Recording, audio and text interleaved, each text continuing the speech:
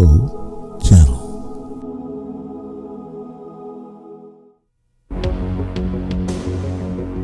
In 1978, the United Nations requested the first international UFO statistics.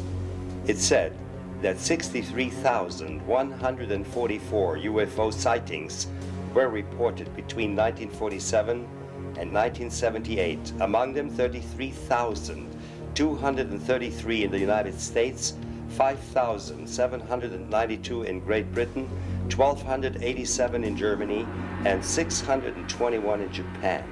Obviously, these numbers are just the tip of the iceberg. According to a recent Gallup poll, 5% of all Americans, more than 15 million people, claim to have seen a UFO. The UFO statistics registered only 1.2% of these cases. The U.S. Air Force investigated 1,147 UFO reports between 1948 and 1952. Their results, 25% remained unexplained. If the apparently controlled maneuvers reported by many competent observers are correct, then the only remaining explanation is the interplanetary answer. This was stated by U.S. Air Force spokesman Albert M. Chopp on January 26, 1953. Since then, the chain of evidence for this theory has expanded immensely.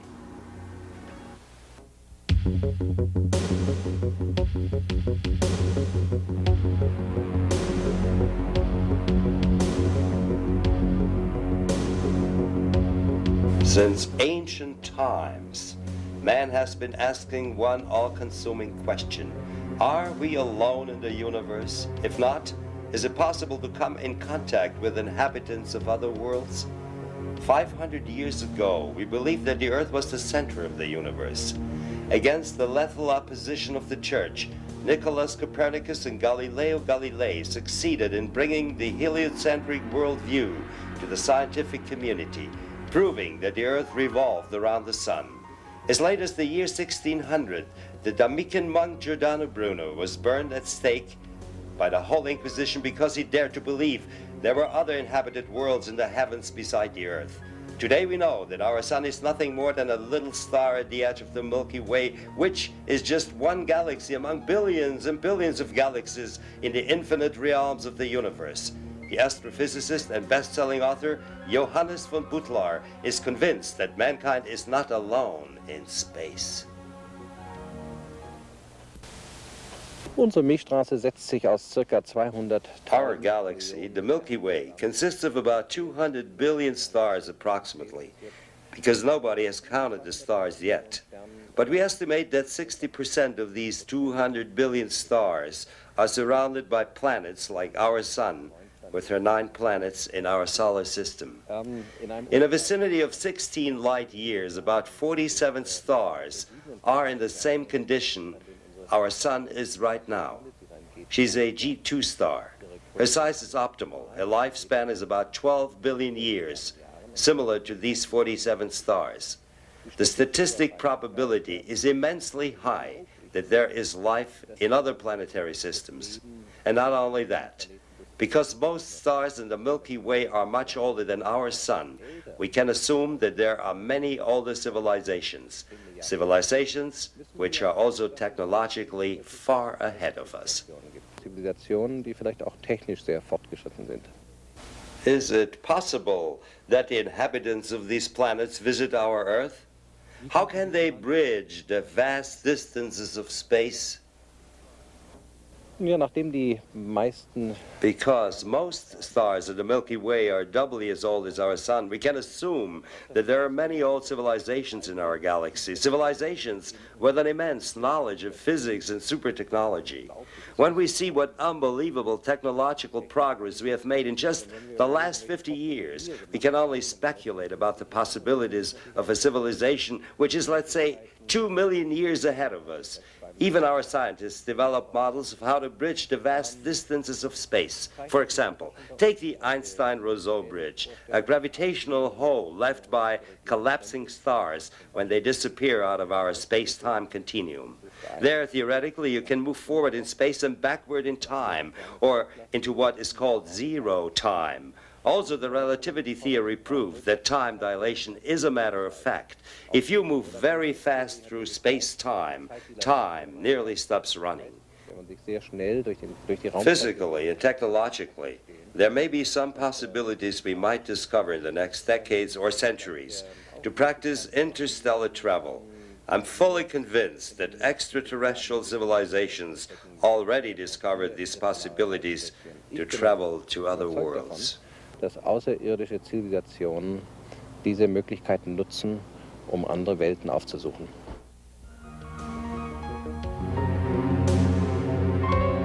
For conservative scientists, this may sound like science fiction. But in 1957, Lee DeForest, the inventor of the vacuum tube and father of modern electronics, stated that there will never be a man landing on the moon. Our knowledge about space is growing and changing our worldview irresistibly. Baron von Butler, what would these extraterrestrial visitors look like? Would they be humanoid? Wir kennen natürlich die Bedingungen nicht, die woanders vorherrschen, aber auf der anderen Seite gibt es heute doch Modellvorstellungen, die überzeugend sind. So spricht man vom holographischen Universum. Of course, we don't know the conditions on other planets, but on the other hand, we have convincing scientific models about the development and evolution of life. One of them is the holographic model of a universe, a model confirmed by subatomic physics. The theory of a holoverse, or holographic universe, says that even the smallest units contain the whole information of the cosmos. On the other hand, we have the theory of Rupert Sheldrake, which is complementary to the holographic model. The theory that there are whole fields of information. These networks of information store the design and experience of these forms and transfer them in the so-called morphic resonance.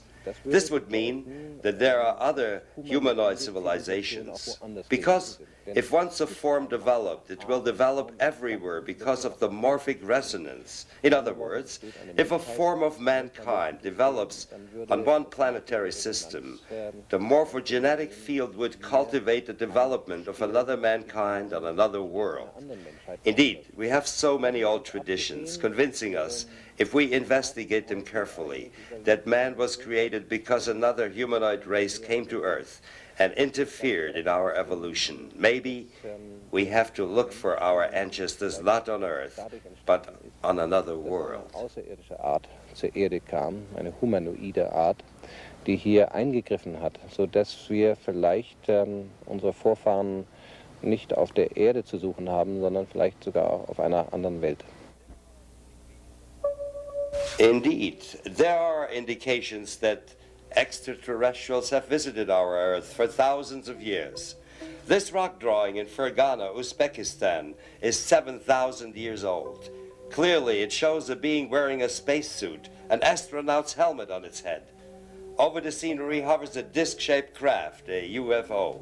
In a Japanese cave painting, people are welcoming a luminous spaceship or a group of ball-shaped craft, or the descent of an object in a spiralic course. Also, the 15,000-year-old cave paintings in southern France, showing flying discs over usual hunting scenes, so often that a French archaeologist put together a whole catalog of these Stone Age UFOs. All over antiquity and the Middle Ages, we have reports about the fiery spears, flying shields, and bloody red spheres. On a fresco of an old monastery in Yugoslavia, or here in the oldest church of Soviet Georgia, two strange flying objects are observing the crucifixion of Christ. Orientalist Zachariah Sitchin discovered hints of extraterrestrial visitations in ancient times in Sumerian cuneiform texts. Well, the books that I've written, including the one that you mentioned, which is the latest, are based primarily on the writings of the Sumerians, who gave us the first known civilization 6,000 years ago. And on their clay tablets, they wrote many tales of history and prehistory.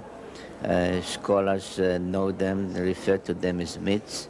I wrote the books on the basis of asking myself and others, what if these are not myths but things that actually happened?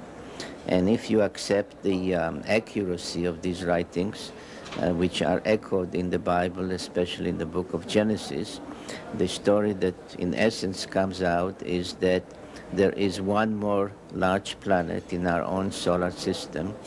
The Sumerians called it Nibiru. It comes to our vicinity once every 3,600 years, passing between Mars and Jupiter. And according to those ancient writings, people from that planet, called, as you mentioned, Anunnaki, literally meaning those who from heaven to earth came, arrived on earth for the first time about 450,000 years ago. They came here for their own purposes, and the story is a long one. In the course of being here, they engaged in many activities that are reflected in the biblical tales, including the genetic engineering process through which we, you and I, Homo sapiens, was created.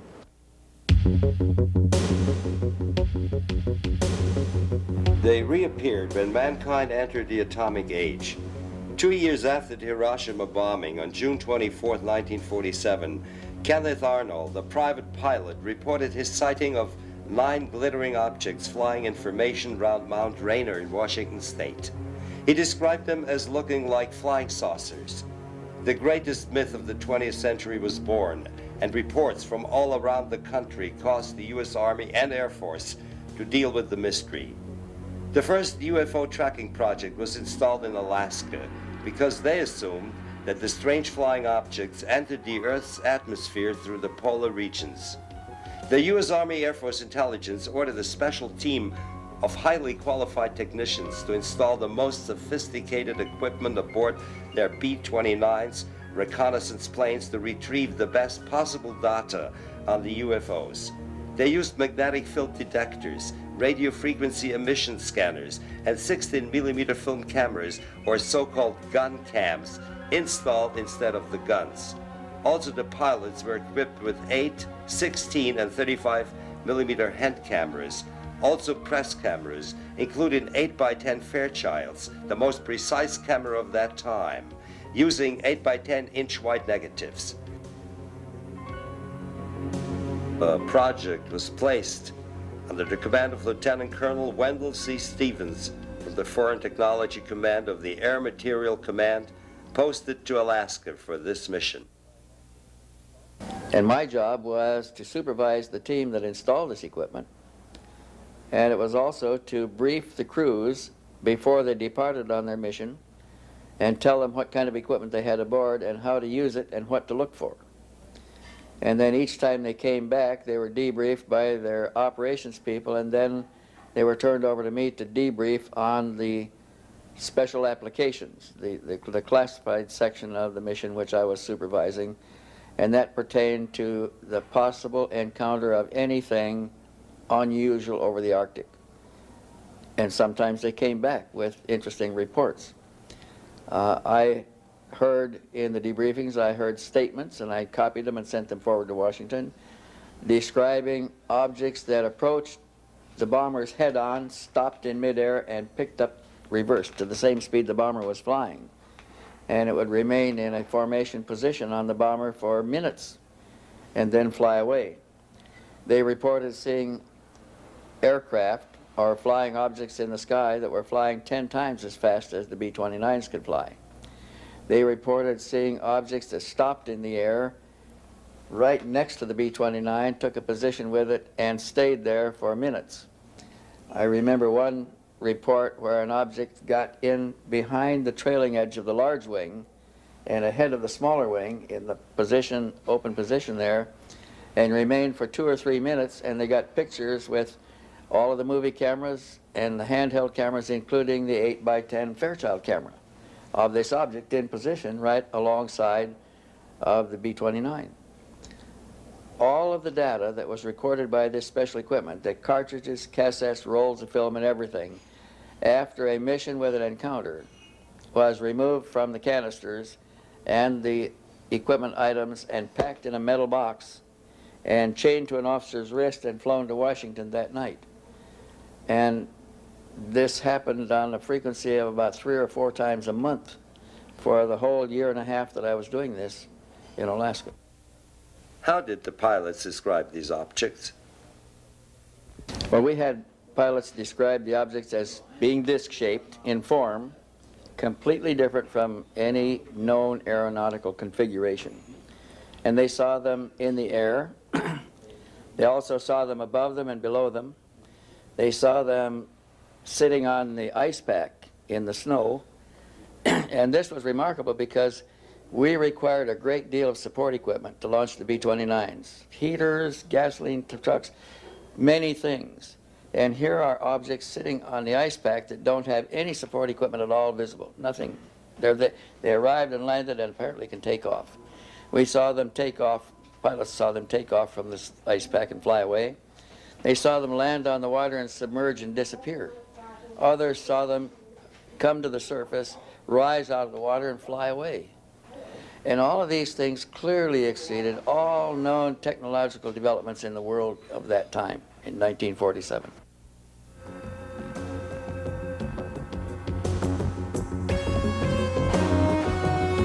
These reports gave the Air Materiel Command forerunner of the Air Technical Intelligence Center of the U.S. Air Force a precise impression of the UFO phenomena quite early. On September 23, 1947, the former Air Force Chief of Staff and the AMC Commander General Nathan F. Twining wrote this report to the Commanding General of the U.S. Air Force in Washington, D.C., classified top secret. The phenomenon is something real and not visionary or fictitious. There are objects approximating the shape of a disk of such appreciable size as to appear to be as large as man-made craft. As filmed in May 1964 by Dr. Daniel Fry, a rocket engineer from Maryland, Oregon, the reported operating characteristics such as extreme rates of climb, maneuverability and action lend belief to the possibility that some of the objects are controlled either manually, automatically, or remotely, as on this film by Professor George Adamski, Palomar Gardens from 1956.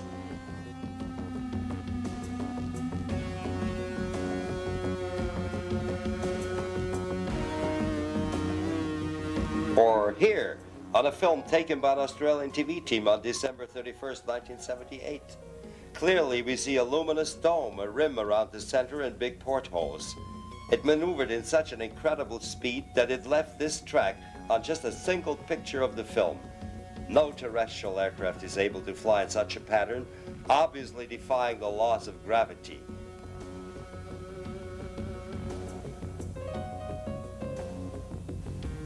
Obviously, General Twining was impressed by this.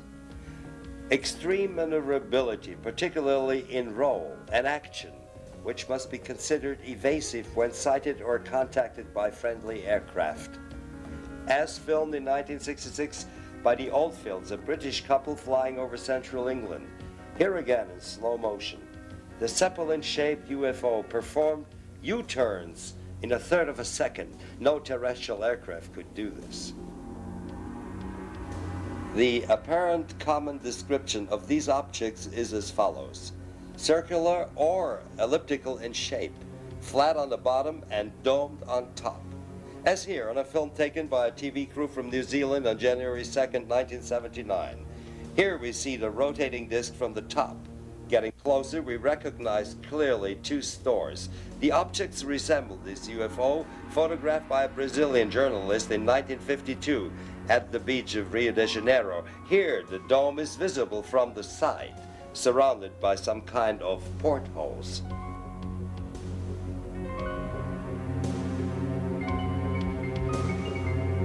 This sensational series of pictures of a dome-shaped UFO was taken by the mechanic Paul Villa on June 16, 1963, near Albuquerque, New Mexico. Here, the metallic reflecting dome is surrounded by a whitish force field. Villa, who claimed to be in contact with extraterrestrials, shot a second series of pictures on April 18, 1965.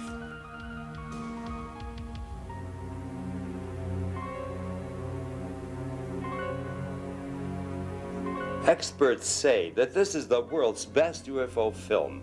It was taken on February 28, 1965 by a U.S. government official named Madeleine Rutherford in a suburb of Washington, D.C.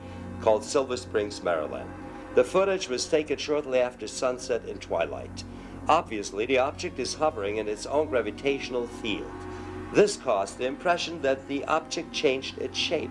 Indeed, the only explanation for the extreme flight maneuvers of the UFOs is that they are surrounded by an electromagnetically generated gravitational field with which they ride on the electromagnetic fields of the Earth like a surfboard on the ocean.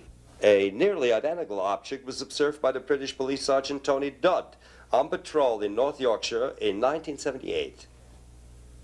In 1978, I was working in a police patrol car with another policeman. It was a winter's morning. In the early hours of this morning, I was driving a police car along a country lane in the North Yorkshire area, and I drove round a corner in this lane and was suddenly confronted with a huge circular disc-shaped flying object in the sky directly in front of us. The object was about much more than 100 feet away from us. It was disc-shaped with a dome, with what appeared to be portholes around the dome. It had coloured lights rotating round the bottom of it, almost like a neon sign, and it had 3 large spheres protruding from the bottom.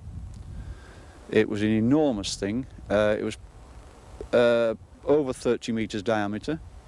But it didn't make a sound. There was no sound coming from it whatsoever. But even more fascinating than that is that the whole object was glowing bright white colour, as if the metallic structure of it was actually glowing white hot.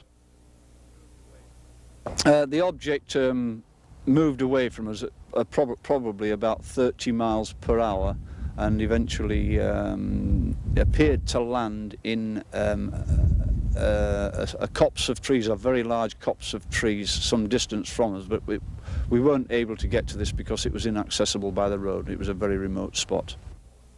In the last paragraph of his secret report, General Twining quotes several reports of well-kept formation flights, varying from 3 to 9 objects. As filmed in 1980 over Hagen in Germany's Ruhr area by Mr. Mars Dahme. Since his retirement, Mr. Dahme started his private UFO tracking project, observing the sky every night with a telescope and camera from the balcony of his apartment, and filmed this cigar-shaped fluorescent object in 1980. This formation of 9 reddish glowing discs in 1979. A computer analysis of the footage we arranged at the NASA facility in Arizona concluded they are single objects more than 2,500 feet away from the camera. The possibility of reflections or a hoax can be excluded.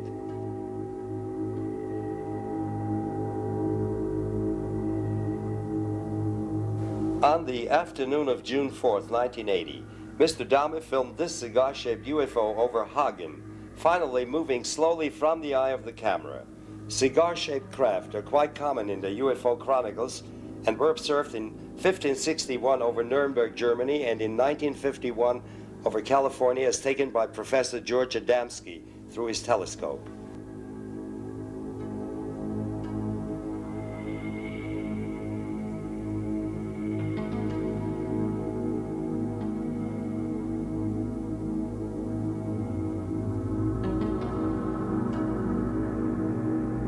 In 1974 over Kobe City, Japan, and on April 3, 1990 over the Russian city of Krasnodar in the Caucasus Mountains, witnessed by dozens of people. These shots were shown on Soviet television just a few weeks later.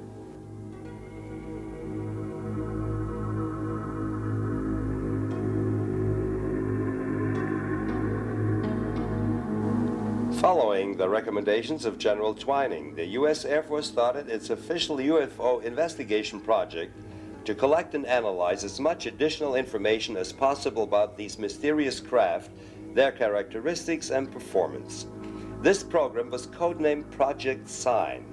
Sign evolved into Project Blue Book, which investigated about 11,800 UFO sightings between 1952 and 1969. One of the reports in the files of U.S. Air Force Project Blue Book came from U.S. Navy Commander Graham Bethune. While flying a transport from Keflavik, Iceland to Argentia, Newfoundland, at about 10,000 feet, this was at night, I happened to observe a little bit off of the bow, about 10 or 15 degrees on the water below the horizon, a yellow glow that appeared as though we were approaching a city at night. Since we were over 300 miles from Argentia, I knew that it couldn't be a city, that maybe possibly it were some ships lighted up, and that there were ships in the area that we didn't know about. I asked the navigator, and he said no, there were no ship plots, and that we were not close to land. So I observed it for a while, called it to the attention of Lieutenant Kingdon, who was sitting in the co-pilot's seat. He observed it for a while. As we got close, within about 30 or 35 miles, the lights seemed to have a pattern. They were elongated, but it was not a circular type pattern, possibly the length of a couple of ships or 2 aircraft carriers, and the width of 2 aircraft carriers. After observing this for a while, we got within a range of, say, 30 miles, the lights went out. And all we saw in the water was a small halo. This small halo started its approach towards us, turned to an orange, to a fiery red, to almost a purplish red. And at about 400 or 500 feet below us, it stopped its movement. I had already disengaged the autopilot in order to try to go under this craft, because it looked like we were on collision course. And at that time, I noticed that it was not sitting level. The craft was sitting at an angle, about 45 degrees off the bow, and it was staying with us. So it continued to move with us for a few seconds. And of course, behind me, the additional crew was standing, and they scattered all over the cockpit. A couple were injured. Then it started its movement away from us, and at that time I could tell it was an intelligent craft of some kind, guided. It came up to take a look at us, and then it started its movement away from us. At that time, some other crew members came up, and it looked at what we were observing. I put the autopilot back on, set my course, and walked back aft, and Dr. Mosier was sitting back there, and he was a commander in the Navy at the time. And I asked him, I said, "Doc, did you see what we saw?" He says, "Yes." He says it was a flying saucer. I didn't look at it because I don't believe in such things. So at that time, I rushed back to the cockpit, and I told Lieutenant Jones, who had taken my seat, I says, "Al," I says, "whatever you do, don't tell anybody that we saw a flying saucer, because they will probably lock us up when we land." So he said, well, it's too late, that I had called Gander Control to see if they had anything on the radar. So at that time, we knew that they knew that we had sighted something. Also in Europe, these strange objects were located by the military. Hans C. Petersen from the Danish Air Force built the military air traffic control services of his country after World War II. As Denmark's first chief military air traffic controller, he located UFOs on radar in 1954 and ordered their interception. It was one day when one of my people in the radar called me and said, "Major," I was captain at that, "Captain, we have something on the screen which passes with a speed of 18,000 kilometers per hour. Impossible. Nothing could fly with that speed. I went out there, yes. They were passing with 18,000 kilometers per hour. All of a sudden, after some while, they did not pass anymore. They were stationary around the field. And they came and they left without we could see it. All of a sudden they were there. All of a sudden when the sweep came around, they were gone. I contacted the operations officer and the station commander. They both came out and they wouldn't believe me. I said, give me 4 aircraft and I'll intercept them. Okay. Sometimes there were about 20 objects around the field, and sometimes we were down to a few. It was fog, and therefore a lot of people afterwards said, oh, it was inversion, but it was not. It's proven afterwards it could not be inversion, which is a meteorological phenomenon. So at 11 o'clock, I had 4 jets at the runway, and at 11 o'clock, the fog lifted so we could take off. And I ordered the 4 jets to take off. In that moment, there was 12 objects around the field. And when I said you are cleared for takeoff to intercept unidentified flying objects, 10 of them went away. Right when the sweep came back, there was only 2 left. One 10 miles north of the field, one 15 miles south of the field. I sent the 2 aircraft to the north and the 2 aircraft to the south. 2 aircraft to the north came first, and I said,